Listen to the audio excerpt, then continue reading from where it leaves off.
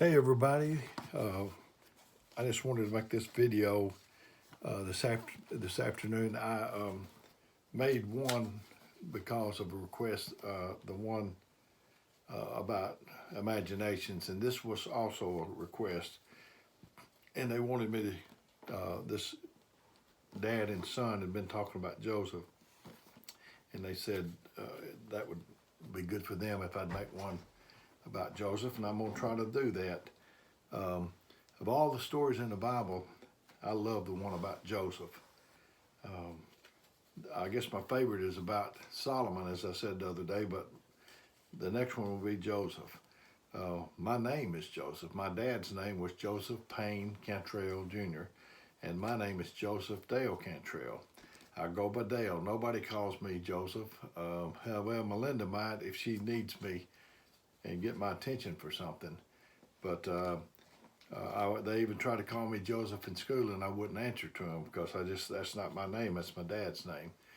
Sometimes it might come in handy if somebody calls, a salesman calls and wants to speak to Joseph, because I know that they don't know me, especially if they call from New York or somewhere and they want to speak to Joseph. So, but I love the story about Joseph. It's a story of, I preach a sermon that I preached at Meridianville, and I guess you'd call it yo-yo Christians.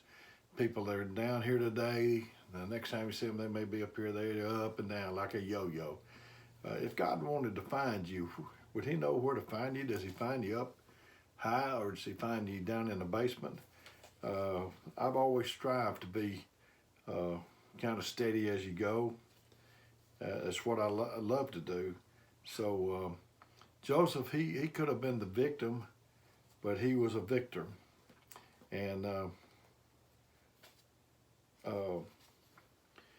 he had a bunch of brothers. His daddy really loved Joseph, and he made him a coat of many colors. Joseph always, throughout his life, had dreams, or he could interpret dreams. And he had this dream where his dad and his brothers were going to bow down to him. And it angered his brothers. That many coat of many color in that dream, it just sealed his doom with them. And so they were out together. They had their opportunity, and they saw an open pit, had no water in it, and they threw him down in there. They took his coat of many colors. They killed some kind of an animal, and they dipped his coat in blood, and that's what they told. They went back and told his dad that an animal had surely torn him to pieces. But Joseph did not take the victim's role. Losers have excuses and winners have commitment. Uh, there's so many people that would just love to be. People in the hospital, these people that's suffering from coronaviruses in intensive care, they would just love to be where you're at. People in other countries would just love to be over here where you're at. They would take a canoe and paddle it to get over here. They just give everything to be in your shoes. But Joseph, after they threw him in the pit, I think it was the Ishmaelites came by and got him, and they sold him. He wound up with Potiphar, and he did well with Potiphar. But Potiphar's wife lied on him, and he wound up in jail. In jail, there was a butler and a baker, and they had dreams. Joseph interpreted those dreams, and they told him that the one that got out told him that he would remember him, but he didn't do it. And it seemed like Joseph was lied on so much.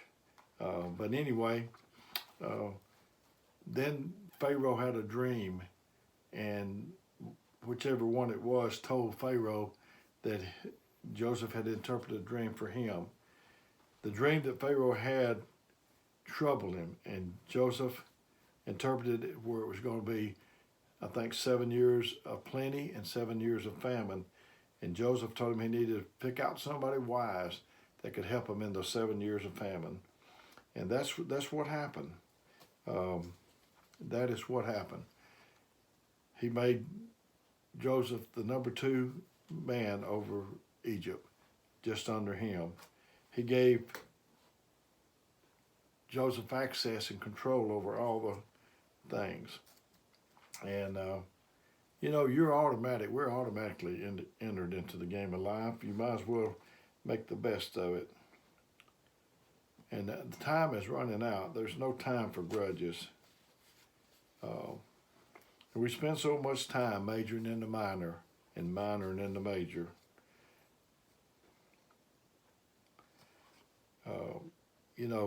Joseph's brother really mistreated him, told his daddy that animal had torn him in pieces. Don't you know that some people will lie on you?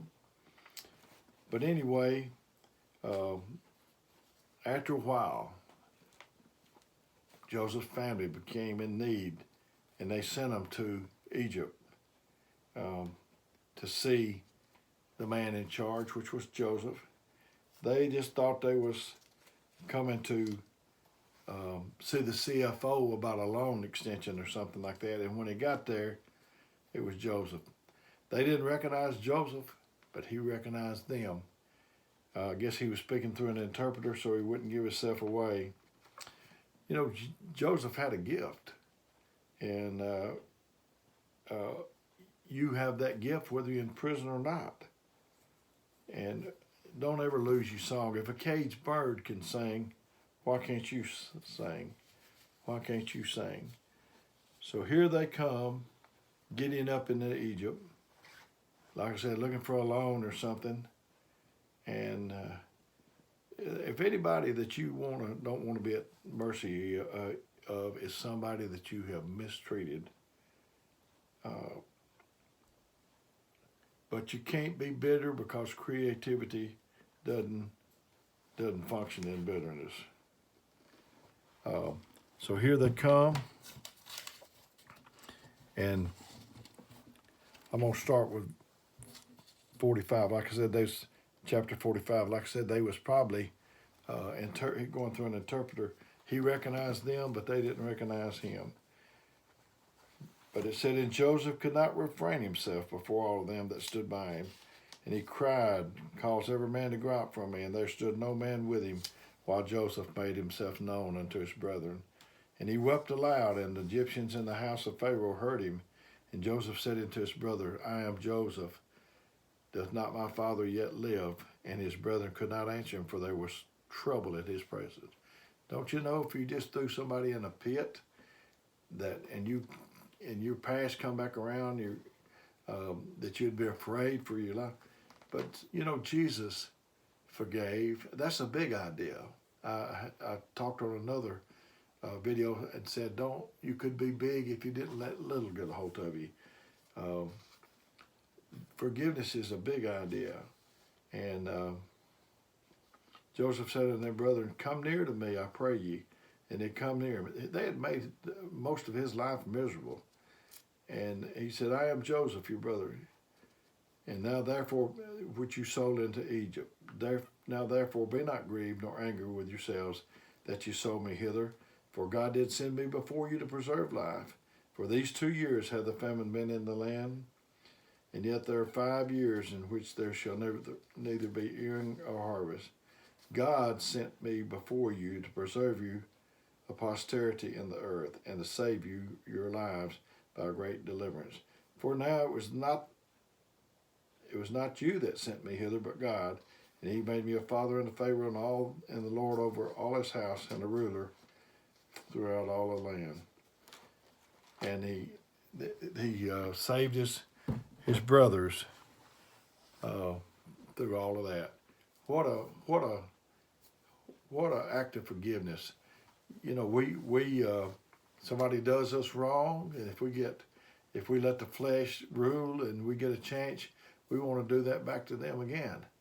And but to love your enemies, to pray for them that despitefully use you. That Joseph is such a great example in the Bible.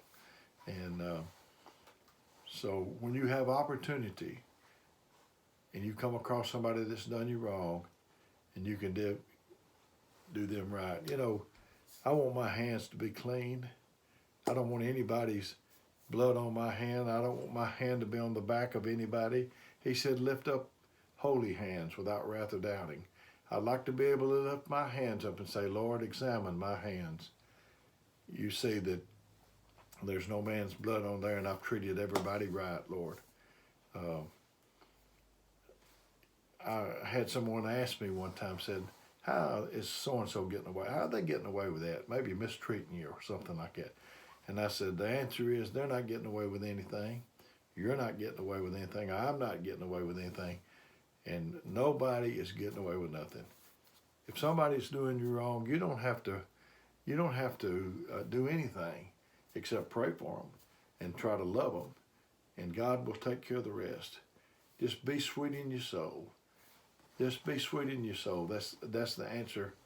And God will fight your battles. When a man's ways please the Lord, he maketh even his enemies to be at peace with him. May God bless you is my prayer.